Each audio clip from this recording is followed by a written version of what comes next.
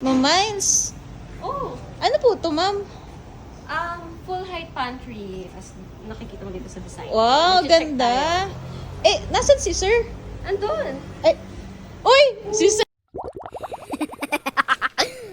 Caesar. Wow, naka-scooter. Okay, shout out guys. Peace, Caesar na naman tayo. Anong kailangan? Tatanungin ko po sana, Galing pa ano ako po ng- to? Ano yan? Galing pa akong Baguio.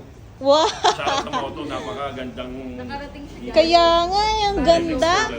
So, we have pantry cabinets here and also isang storage cabinet natin dito. Patingin nga po. Ayan, so Wow, wala pa ang mga daming pintuan storage. So, yun, gamit natin, mga hinges natin, soft close hinges na Blueware Germany, mga branded.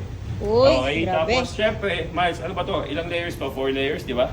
Yes, we have 4 layers. Na pull-out pantry.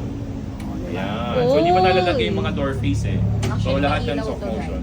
Wow, may ilaw pa. Ano yan? With LED, may LED LED light to. Ayan. Hindi pa kasi na ano. Wow, ganda talaga. Tapos dito, left dito, and then we have also overhead cabinet. So, maximize yung mga may condo na ma-maximize yung spaces.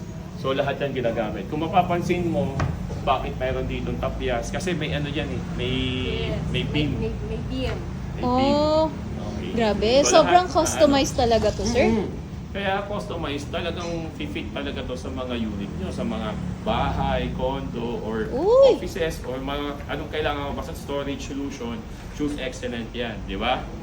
So ano masabi mo, Miles? Choose excellent home decor. Peace.